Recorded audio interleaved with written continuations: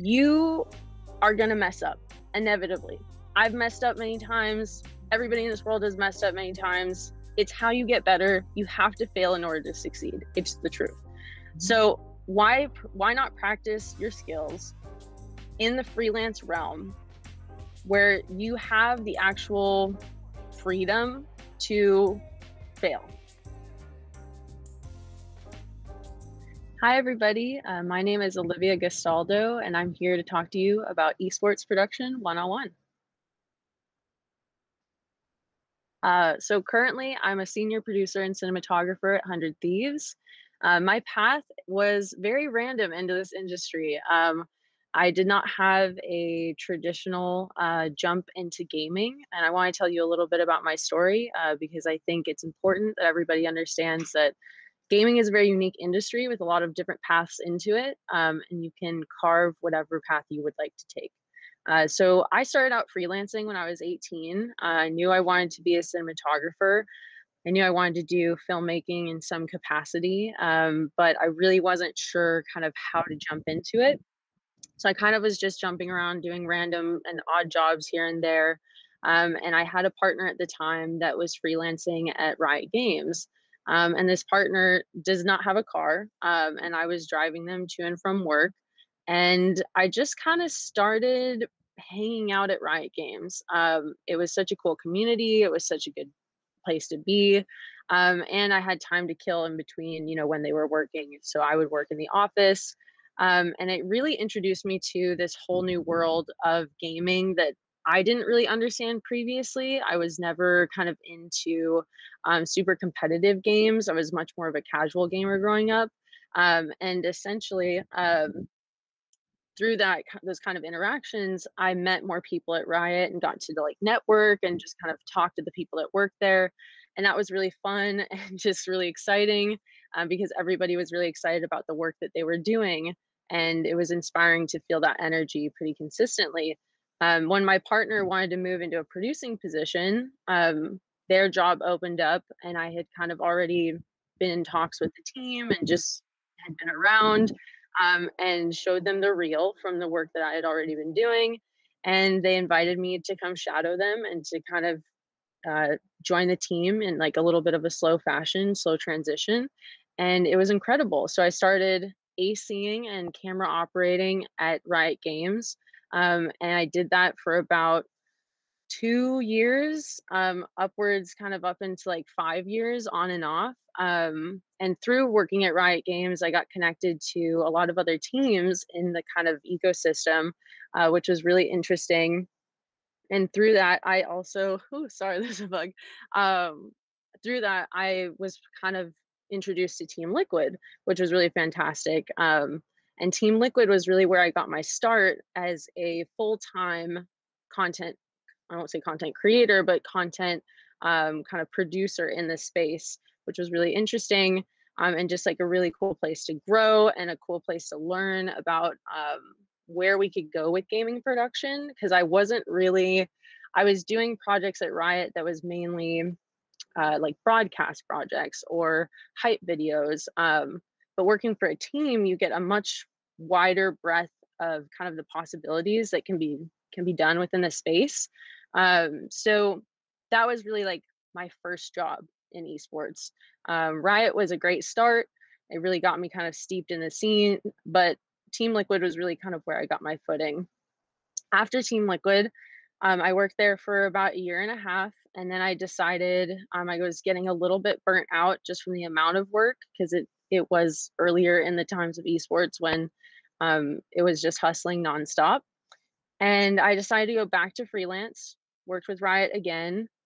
From there, got kind of in talks with Evil Geniuses, worked at Evil Geniuses, really learned how to become not just a producer, but an EP there, which was really cool, an executive producer, and oversee all of their content. And then from there, I went to 100 Thieves, which has been fantastic.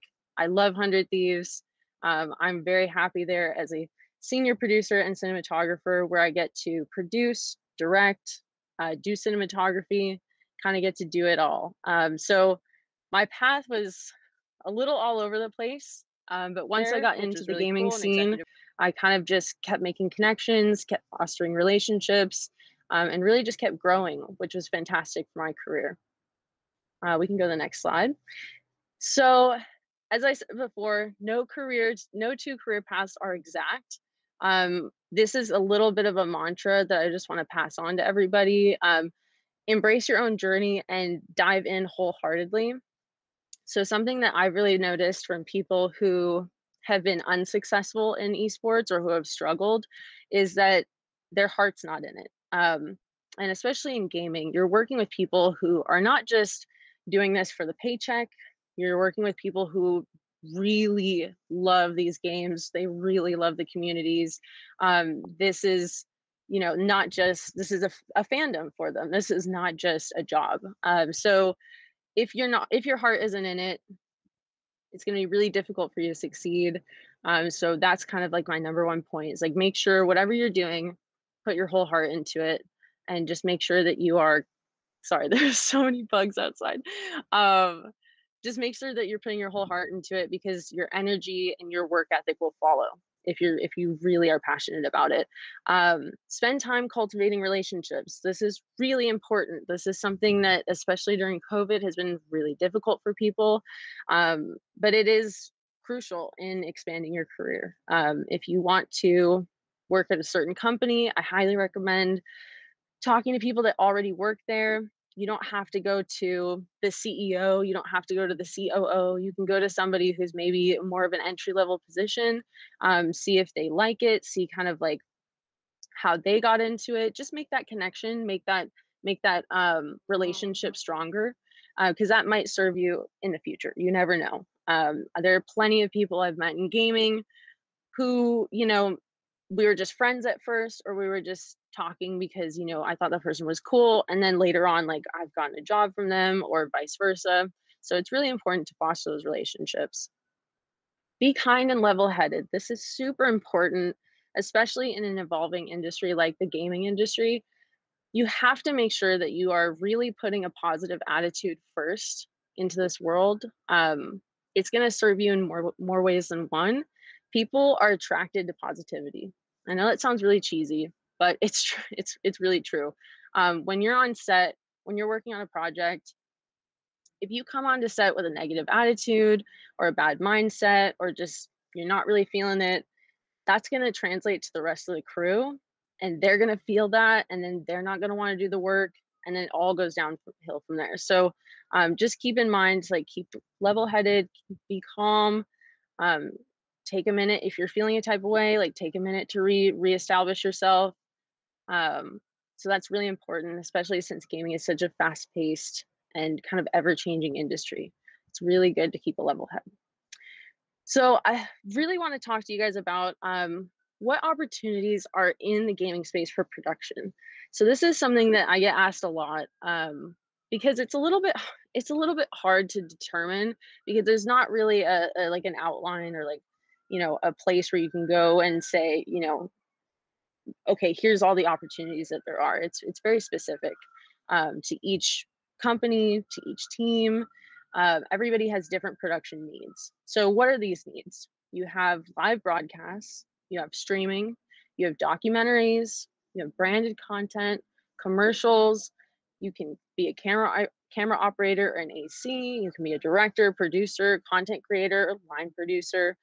These are all very valid jobs, and also valid parts of our industry that people sometimes don't think about. So just keep this in mind when you're thinking about like what kind of production you want to do. These are good examples of the type of production that is occurring in gaming right now. You can go to the next slide. So how do you jump into these opportunities? Um, there's no simple answer. I have to be completely transparent there. There's no simple answer. Like I said in the beginning, everybody has to carve their own path, and no two paths are the same. So how do you get into these opportunities? One, being a production assistant. This is a fantastic way for you to jump into the space without necessarily committing to something specific. It's more of a general job. Being a production assistant means you might get coffee for people. It means you might be making prop runs. It means you might be helping the camera team carrying gear. It's kind of somebody who's on set to assist in a general sense, and it's a great way to get to know people on production teams, and it's also a great way to just get your face out there. And if you are impressing your team, if you have a good attitude, like, guaranteed you're probably going to get hired back. Second thing, networking on Twitter. This is probably one of the most important things that I think a lot of people do talk about.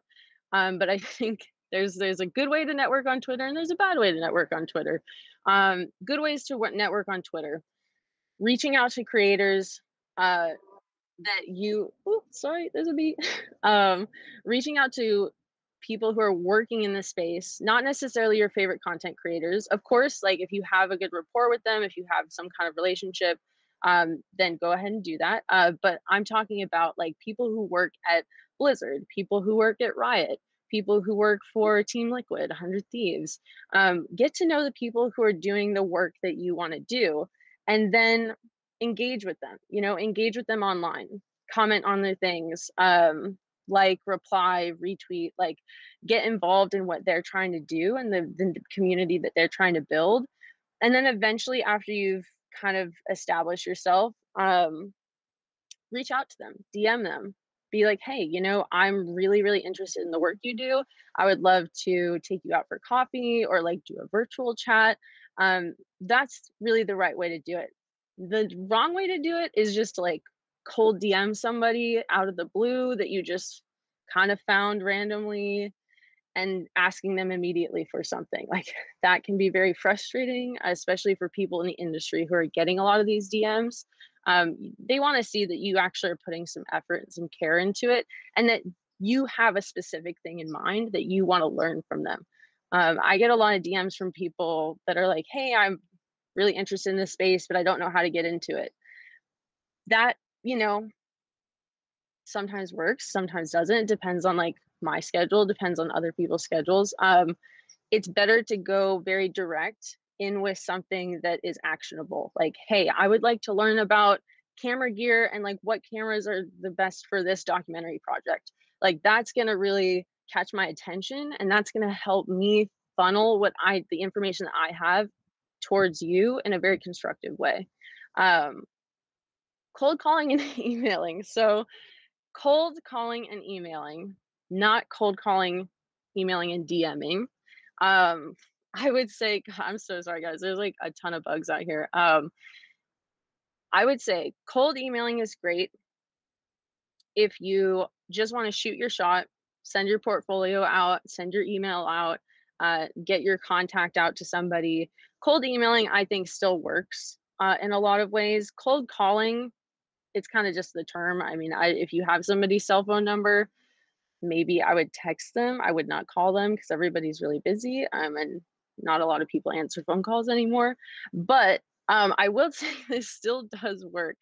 You just have to be, again, precise about what you need, precise about how to get it. Because what you have to understand is a lot of these people that are in the industry, they're extremely busy. They don't have time to go through every single email. They don't have time to go through every single DM. So if they get an email or a DM that's like, hey, I'm this person. This is what I want to do. This is what I would like your help with. It makes it a lot easier for us to communicate and to give you what you need, or to determine if we're the right person to give you what you need, because there might be somebody who you email for a job opportunity who's maybe not the hiring manager, but they can get you in touch with the hiring manager. So cold emailing is still a good way to get your name out there. You just have to think about the intention behind why you're doing it and the intention of your words. Very important. Um, Build a great website and resume. This is a tough one. This is not easy by any means. Building a great website and resume is extremely important, though, especially as a creative. I can tell you right now, some people might be upset about this. College does not matter. It just doesn't. It just doesn't. I went to 2 colleges, which I really enjoyed, had a great time, networked, met a lot of cool people, but I was working all through the entire time I was at school. And I can tell you the connections I made from working were much more valuable than the connections I made from school. Um, everybody has their own path. Again, my emphasis would be on your work. Put your work first. You don't necessarily have to say, hey, I'm a graduate of so and so school, whichever. People are not going to really pay attention to that if you're creative, especially in production. They're going to pay attention to, do I like this person's work? Do I like what kind of style they're bringing forth? Do I like the approach they're taking? Do I like the design or how they've branded themselves? That says a lot about what kind of creative you are. And that is your ticket to getting in, really. If you have a kick-ass website, if you have a really cool resume that's different, that's not just like your standard kind of like, I did this for 5 years, etc. Make it cool, make it interesting, do something different. Have a friend who's good at graphic design. If you're not good at graphic design, hire a friend to take care of it for you. Like, put the effort into your presentation, because that is exactly what's going to catch people's eyes. And that's what's going to make the difference between you and somebody else. I've been told many times from different companies that I've worked for, hey, we love that you're really good at graphic design. We love that you can make a deck. We love that you can make a presentation. And that has helped me in my career immensely because of design and presentation. Like, those are two extremely important things. The last thing I want to bring up as like, how do you get these opportunities, is practicing your skills with freelance jobs. This is something I don't think people talk enough about. You are going to mess up inevitably. I've messed up many times. Everybody in this world has messed up many times. It's how you get better. You have to fail in order to succeed. It's the truth. So why not practice your skills in the freelance realm, where you have the actual freedom to fail? I know that sounds controversial, but it's true. If you're working for yourself, you are relying on yourself. You may make a mistake. You may not like a client, or you may not think that client's for you, but you're learning throughout that entire process. When you're with a company and you make mistakes, those mistakes do add up. And if you are kind of continuously making mistakes, not making amends, or making mistakes and not learning, or making mistakes and not showing your hiring managers or your bosses or whoever you're working for that you're improving or learning from the experience, you're probably not going to be there for very long. So practice your skills with freelance jobs. Don't be super amped to jump into a full-time job right off the bat. I think full-time jobs are great. I think full-time jobs are super helpful for getting healthcare, consistent pay. Like, I could go on and on and on about how good full-time jobs are, but you want to make sure you're prepared and you're in the right spot in your life to make that kind of commitment to a company, because it's not just going to be, and I'm saying this right now, the next slide we'll get into a little bit more, but it's not just going to be 9 to 5. It's not. This is esports. Unfortunately, things come up last minute. You never know when you're going to have to jump on something, but it's not always going to be 9 to 5. You really got to have your heart in it.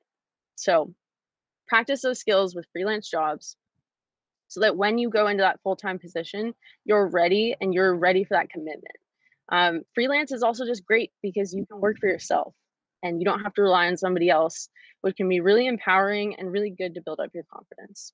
So these are kind of my recommendations for how to get into the industry, kind of get a foot in the door.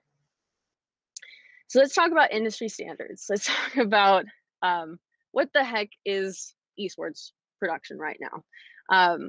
Let's talk about cameras. So industry standard, and this is going to be very brief. There are a ton of industry standards that I could go over, but I don't want to take up too much time. Industry standard for cameras is the Sony camera system.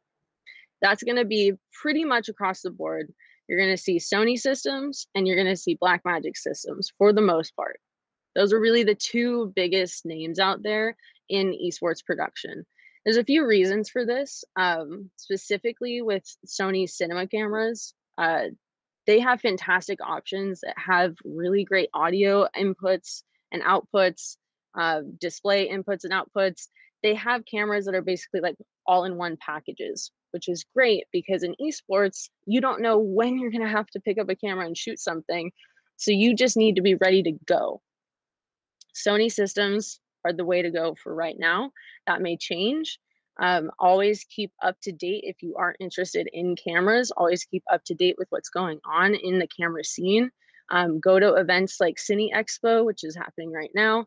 You know, do your research. That's if you want to be in a camera team, you got to do your research. You got to know your tech. In terms of freelance, this is an interesting time to talk about freelance. Right now, you have the IATSE strike that is about to happen, or is currently in the course of happening, and they are fighting for smaller hours on the day on a day rate. So like an 8 to 10 hour day versus like a 12 to 14 hour day, which is pretty unethical. And they're just fighting for general well-being and rights across the board. So more time on the weekends, more time for people to rest in between shoots. So it's not just like back to back to back. So there's a lot of things that are changing in the freelance landscape right now, regarding kind of industry standard. So keep that in mind. My kind of like words of wisdom to say to that is a, a typical day rate right now across the board in gaming is going to be a 10-hour day rate. So if you have somebody contact you who says like, hey, I want to do, you know, a 5 to 10 minute video, and you know, I have a location from 8 a.m. to, you know, 7 p.m. or whichever, you know, and they ask for your day rate is going to cover 10 hours. You should definitely specify that. Be very specific, say it's 10 hours. But 10 hours is the typical freelance workday. Might be shorter, might be longer, but that is kind of your typical point of reference there. For full-time, and this will change depending on what company you're at. I've worked at companies that are 9 to 7. I worked at companies that are 9 to 5. I worked at companies that are 10 to 6. It all kind of depends. But across gaming, what I've noticed is people usually start 10 a.m. to 6 p.m. That's kind of like the general consensus. That's nice because you get a little bit more time in the morning to sleep or to prep or take care of whatever you need to take care of. And there is a big movement within the space right now to make sure that people are logging off by 6 or 7, because typically in the older days of esports production, you could be looking at like, you know, getting out at like 12 a.m., which was crazy. That was not fun. So stick to what you think your limits are. Everybody's limits are different, but create those boundaries for yourself and make sure that you're giving, you know, like 80% to whatever you're working on and like 20% for yourself. It's really important to make sure that you're not giving 100% to a company or anybody else, because you still need to take care of yourself. Because if you don't take care of yourself, you're not going to be able to do your job. That's just like, period, end of story. Nobody wants to hire somebody who's completely burnt out all the time. Quick turnarounds. This is something that is not fun. This is something that is not necessarily like a glamorous aspect to esports production. There are just a lot of different things going on at once with a lot of different people and a lot of different companies and a lot of different aspects. And just this, it's like boom, boom, boom, boom. There's tons of stuff happening. So you are going to recognize in esports production, it's not like traditional production where you'll have a month of pre-production, a month for production, 3 months for post-production. Like, it's going to be quick turnarounds. It's going to be, you know, sometimes last minute shoots getting added to your calendar. It's going to mean, hey, we have a new sponsor that's coming on board and we need to create like an entire deck in a week. Like, that is the reality. That is kind of what our industry is facing right now. I hope that eventually changes, but it is kind of the nature of what's happening at the moment. So do expect that. Don't get used to it. Draw your boundaries, but just want to be honest about like how things are kind of moving. In terms of media storage, servers are kind of the way to go. A lot of companies are using different kinds of servers to make sure that they have all of their media backed up. So that's definitely something you're probably going to experience at some point in time. And then for places where this content is actually going to live, YouTube and Twitter are the two main ones. So a lot of the longer form stuff is going to go on YouTube. Shorter form stuff is going to go on Twitter. But those are really the two platforms that you want to pay attention to and see what the trends are. Check in with Google, check in with what the trends are on Google, and definitely pay attention to like headline, thumbnail, what time you're posting, all those kinds of things that help you get into the algorithms and get your work seen. So really quickly, this is something that is so important. This is kind of like what we'll end on. How to work with talent. So this is a big part of esports production that I don't feel necessarily gets acknowledged enough. Gaming talent is very different than movie stars, influencers, celebrities, what have you. There are a lot of different people in the space that come from a lot of different backgrounds that don't all necessarily have media training or traditional training for production. So you're going to be dealing with people that maybe don't know certain things about production, are coming into it fresh, or maybe do have a lot of experience doing content creation for their own channels. So they might be used to like doing things a certain way.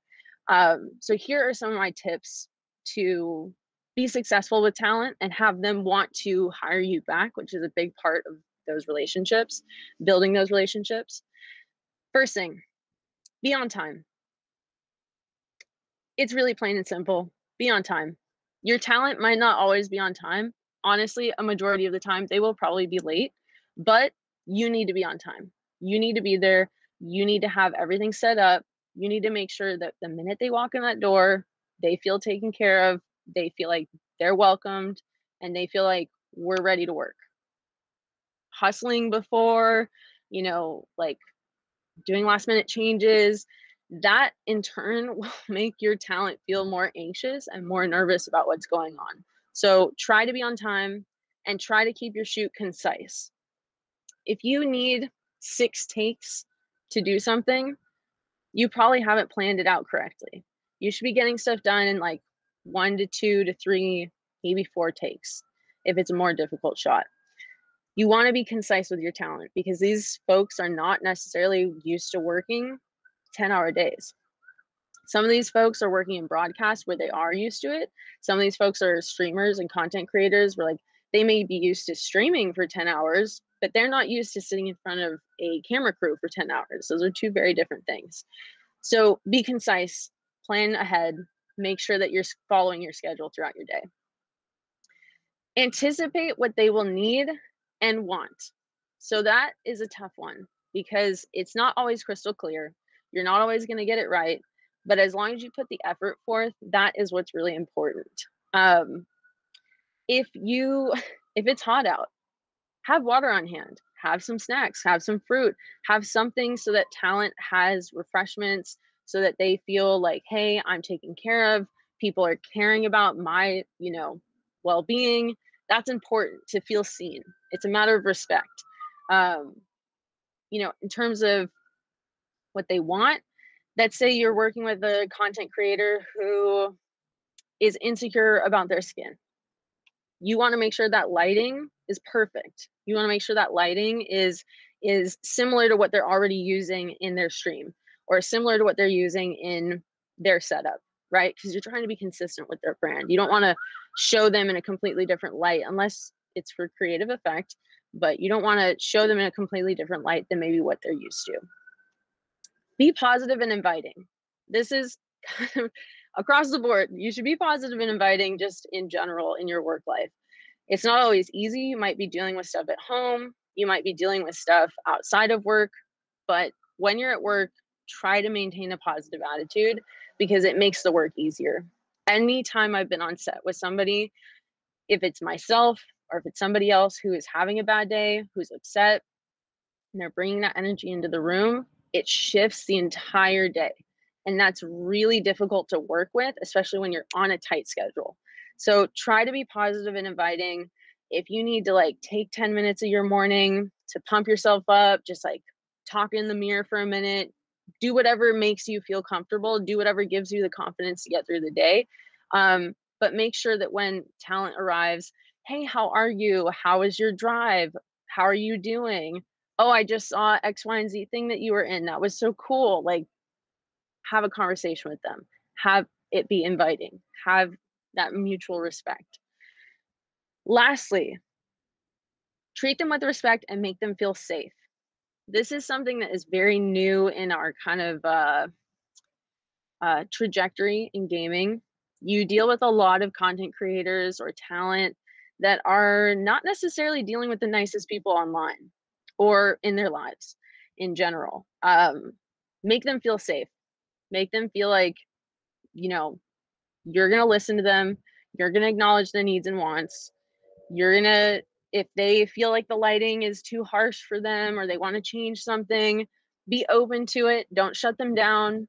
Have a conversation. Because if you are just immediately putting content creators' kind of input aside, they're not going to feel heard or seen. And that's going to damage the work overall. So these are really my tips for working with talent. Last thing I want to say is that, especially somebody, sorry, there's an airplane, especially somebody like me who's worked with players specifically in the majority of my career, you are going to be with people who sometimes have never been in front of a camera, and that's going to be extremely stressful for them. So talk to them, ask them questions, have them sit in front of the cameras. Don't roll, or roll if you want to, and just like continue talking to them. But you need to shift the energy in the room, especially with people who are new to being on camera, so that they feel comfortable and so that they feel safe. Because being in front of a camera is terrifying. I'm terrified right now. I don't go on camera for a very specific reason.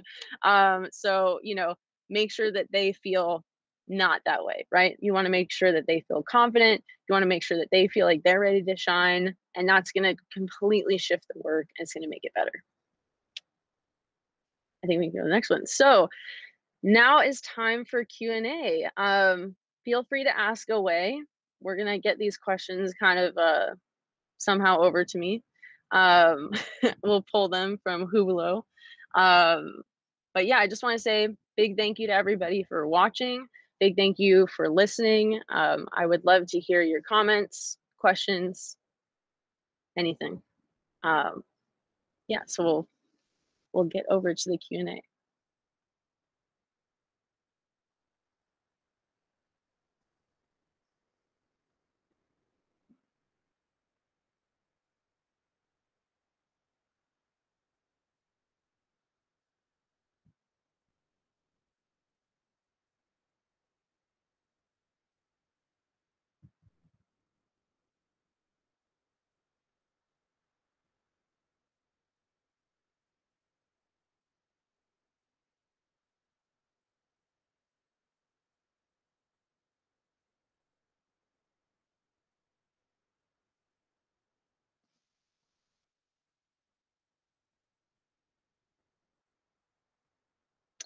Okay. I saw a few questions pop in the chat. Sorry for like the long pause. Just trying to get these questions. So here's one of the questions. How do I best bring up a creative idea or onset issue when I'm the least experienced of the team?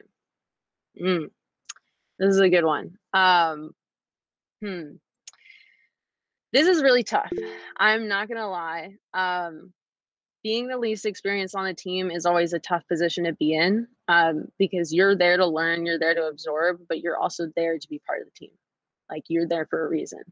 I would say make sure to have a good relationship with the higher ups or like your managers, so that you feel agency to say something, right? So like, I've had managers that I've been very close with that have empowered me to say what I want to say, especially in situations where like maybe I am the least experienced in the room. My advice is to be confident and speak up. Some people might tell you different, but that's my approach. I'm always a fan of saying it how it is and being very upfront about what you want and what creatively you feel is right. I think you just need to read the room, be sensitive. I wouldn't go in and bulldoze and be like, hey, I think your idea sucks. Like, no, not the way to do it. Someone brings up an idea that you want to add on to. Hey, I really like what so and so said. Would you guys be open to, etc. Just keep it more broad versus being very specific, because you will have the ability to control the conversation in that way. So that would be my advice for that one. But I totally empathize with you. Been there. It's really tough. There's going to be situations where like maybe it's not the most appropriate time for you to say something, but keep it in your back pocket, bring it up to your manager afterwards.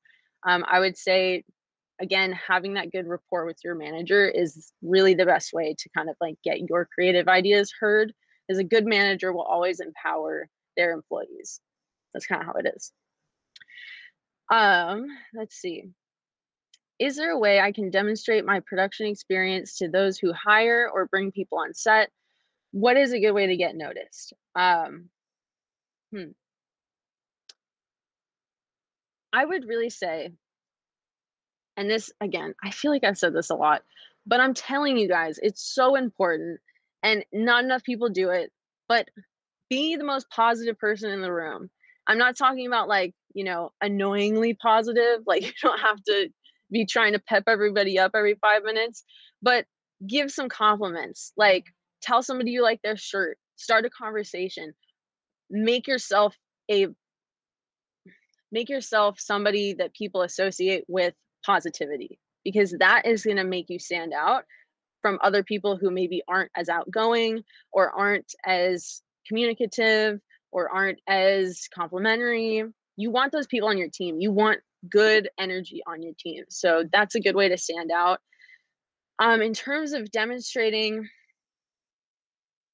to those who hire. So here's the thing. Producers are going to be the ones who are hiring you. So if you have a director in mind, that's great. Figure out who their producer is. Talk to their producer. Those are the people that are going to hire you at the end of the day. If you are a camera operator and you have a DP that you work with and they're like, hey, I want to get you on this job, great. Send my email to your producer. Make sure you get the producer to sign off. Make sure you get the producer to know who you are, because those are the people that are going to hire you back continuously. Let's go to the next question. Thoughts on trying to build connections on Twitter versus LinkedIn? LinkedIn's literally built for it, but it always feels disingenuous. Yeah.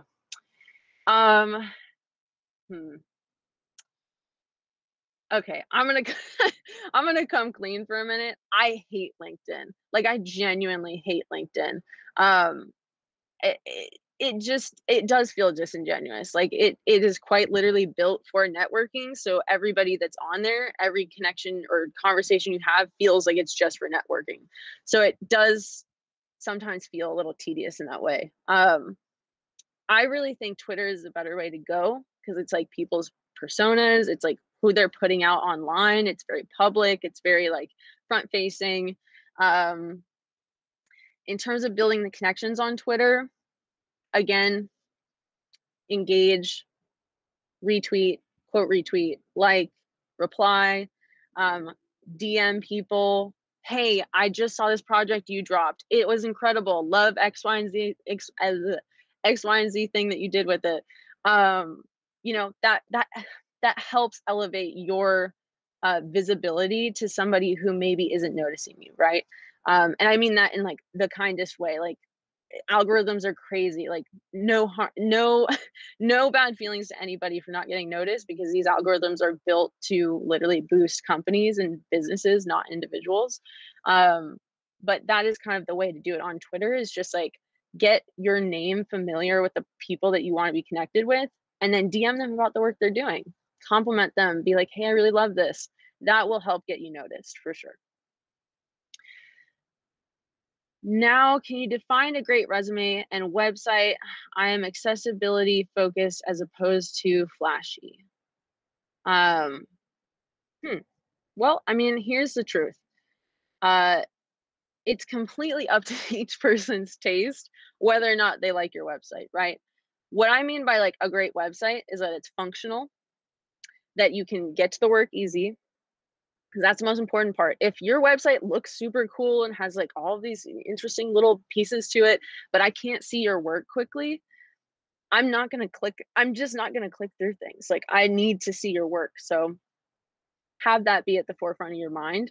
I do think I agree, accessibility focused opposed to flashy is the way to go. Again, because this is like a gallery space for your work. So make sure that when somebody's walking into your gallery, they feel like they know who you are, you know, that you want to put yourself and your energy and your persona and your brand into your website. And that is really how it will be successful. If you're trying to be somebody else, if you're copying somebody's website that you think is cool, it's just gonna, it's kind of whack. Don't do it. Like, build something for yourself, build something that feels authentic to who you are. How do you deal with job applicant systems that might not accept your resume? So this is a really tough one. Um, I don't know if anybody has the answer for this right now. So this question is kind of relating to like how people are checking resumes nowadays. A lot of it's software. A lot of it's software that goes through and picks up keywords and then highlights that and sends it to a recruiter. Like, it's not somebody in person going through your work as much as you think it is, unfortunately, especially when you're like applying online, applying through like LinkedIn. Like, it's kind of, it kind of sucks, honestly. Like, AI is really taking over in that way. So that's why I recommend, if you want to apply to a job or you see that there's a job opening, of course, apply online, put your best foot forward online through their application process, but email the people that work there. Email them and say, hey, I just applied. Hey, I'm trying to get a job here. Or like, hey, I really love your work and I'd love to be a part of the team. That is really the way to get people to say, oh, this person's cool. They reached out to me. Let me go through the system and find their name. Versus like, if you're just in the system, you might get lost. So definitely try to have a personal connection with the company that you're trying to go for. Very important. Um, Next question. I really want to work in esports production, but I have no film experience, just tons of esports experience. Are observer positions or any on-set jobs that need high game knowledge still a thing? This is actually a really interesting question. So funny enough, and man, this is so interesting. I feel like in esports production, you have like a 50-50 split right now between people who started as like esports fanboys who are esports fan people that really love the work and love the fandom and like are in the community and happen to get into esports production because of that love. And then you have people who are like in traditional production doing filmmaking who are like, oh, I also have a love for gaming, or like, oh, I got a cool opportunity to do something for a team. And that's kind of the split that you have. So my answer to that is absolutely. If you have a lot of esports production, if you're really, really good at Valorant, or you like know the scene like the back of your hand, like you're just really, really into esports, absolutely you can use that and translate that into production. Something that I recommend is getting into editing gameplay. Gameplay is a huge, huge part. I should have put it on the slide. It's a huge part of esports production. And it's something that a lot of people do to get started in esports production versus like having more traditional like camera skills, because you can literally just pull VODs or like pull content from the internet, recut it, do something fun with it, do something creative. Like, don't just, make it boring. And then you can put it onto YouTube, you can put it on Twitter, you can put it wherever. Companies need that kind of content. And it's easy. It's an easy win for everybody. So my recommendation is, if you have a lot of esports experience, but not a lot of film experience, do a little dabbling in like YouTube University, educate yourself about editing, and try gameplay. That's kind of like a good way to go if you're heavily into the esports side. Cool. So that is it for all the Q&A. I really enjoyed speaking with you all. I hope this was helpful. Please, if you ever need anything, feel free to reach out. You can find me on Twitter. You can find me on Instagram. reach out. If you have a question and we maybe didn't get to answer it during this time, feel free to reach out. I'll try and answer it at another time. But thank you so much, and I'll talk to y'all soon.